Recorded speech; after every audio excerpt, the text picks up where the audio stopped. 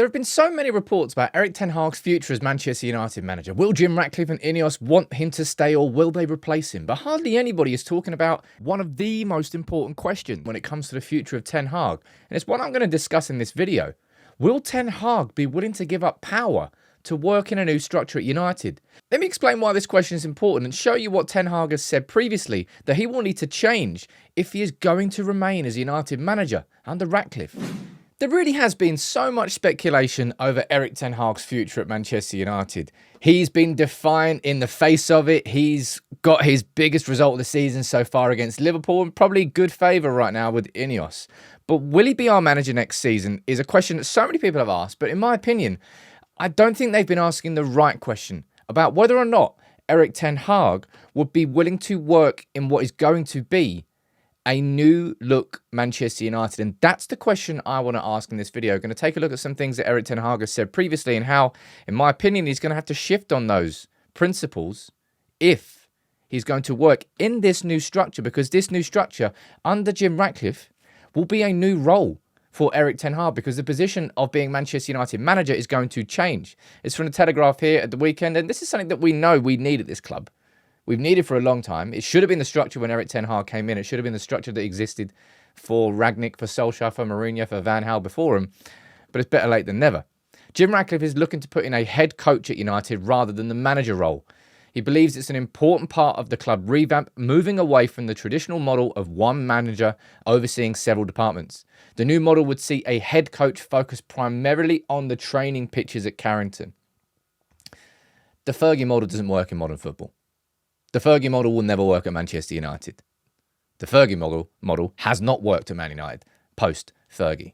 All right? You look at, great rivals there. Oh, gives a hug. Oh, yeah. Hello, Pep. Oh, yeah. Rivals. Yeah, nice. Anyway, that model exists at City and Liverpool. And that model has never existed for Erik Ten Hag at Manchester United. Now, it did exist at Ajax, and this is a big thing that I'm going to run through here. But let's rewind to what Erik Ten Hag said before he took, or actually, no, when he took the job at Manchester United, about power and about how he wanted it. And he said, look, I set requirements in advance about how I want to work. If they aren't granted, I won't do it. I'm ultimately responsible and accounted for the results. I don't want to be the sole ruler. I stand for cooperation, but control in transfers is a condition for me. Now, whether or not Erik Ten Hag is simply talking about having the power of veto there in the same way that I think it was Man United had a transfer committee, that they had the power of veto, the scouts had a power of veto, the whole weird and whole weird system we have with transfers. Or whether he's talking about overall control there. But when Erik Ten Hag came in, Ralf Rangnick kind of went out. Now, I'm not saying it's solely because Erik Ten Hag came in that Ralf Rangnick left. I'll be honest, I don't think that the club ever truly created a job role, that consultancy role. It feels like they kind of sold that to Rangnick just to get him in as a short-term manager, because he was never the right solution as a short-term manager. It was worth that short-term pain if you then got the benefit of Ralf Rangnick being a consultant, actually helping the structure of the football club. That never happened because Erik Ten Hag came in and said he didn't want to work with him. But this is where things have to change with Erik Ten Hag if he's going to work in a new setup.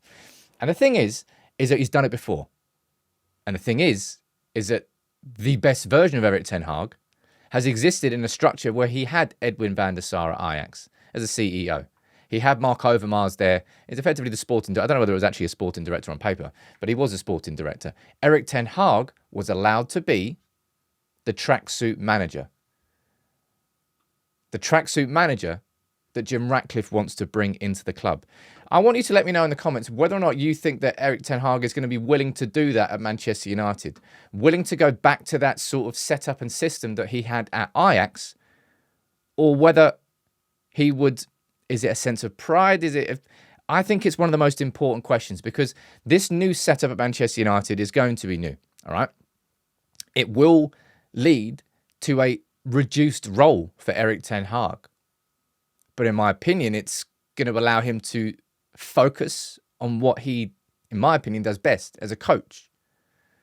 Omar Berrada comes in as a CEO, takes over the sort of role that Edwin van der Sar had. So maybe those sorts of, I don't know. The amount of things that Erik Ten Hag has had to deal with as United manager since coming into the club, things away from the training pitch, whether it's Ronaldo and Sancho, some of those things obviously cross over, but he's had to deal with so much. And that's what Omar Berrada will now do. And that responsibility would go away from Erik Ten Hag. Dan Ashworth would come in as sporting director, and we're going to be getting in ahead of recruitment. So recruitment would go away from Erik Ten Hag. He said there that controlling transfers was a condition for him. I'm sure, no doubt, that Manchester United wouldn't sign a player that Erik Ten Hag didn't want us to sign, but controlling transfers, he would be involved in the conversation, but ultimately it would not be him in control of transfers anymore. It will be Dan Ashworth and whoever comes in as the head of recruitment. So Erik Ten Hag would have to, in this new setup, accept a smaller role. And I really hope he does. In that sense, look, I still don't know. None of us still know whether INEOS and Ratcliffe see Erik Ten Hag as the man that they want to lead this new Manchester United. There is a possibility that they decide he isn't. I said a few weeks ago, it felt like just the trajectory of where we were going. And that's why that Liverpool win was so significant. It was more than just a win for Erik Ten Hag. It was a sort of win, and the fashion of it that can shift the direction of that trajectory. And I think it has. But of course, we've got huge games coming up now against Brentford, Chelsea, against Liverpool. We've got a serious run-in. I still don't know what's going on. It's not that I'm sitting on the fence. It's just I really have no idea. But if Erik Ten Hag, and this is the thing, this is why I said I'm confused as to why no one's really speaking about it. If Erik Ten Hag really sort of stands firm and says, no, I want to remain as this manager at Manchester United. The only reason he's this manager at Manchester United is because we don't have that setup at this club. Right? We don't have that setup that Ajax had. But if he's completely adamant that he doesn't want to go to that system, that new structure at Manchester United, which is absolutely essential and necessary. But if he decides he doesn't want to, then it might be Erik Ten Hag who decides to walk away from Manchester United rather than Manchester United saying, look, we're the ones putting the plug. And I don't know, just for me, I find it strange how no one's really speaking about it. Because it might be the case. I like to think that it wouldn't. It's just personal opinion here. I like to think it wouldn't. I think that Erik Ten Hag should surely be excited about the concept of working in a Manchester United structure where he can just become the coach again. He can just focus on the football pitch. He can focus on the training ground. He can focus on improving the team. And anything above him can be taken away by people actually doing their job properly, by a CEO who's actually there to support Erik Ten Hag, by a sporting director who's there to support Erik Ten Hag, and by an owner, by proxy, who is therefore supporting Erik Ten Hag. But do you think he will accept the lesser role? That's the big question I'm asking with this video. And I really,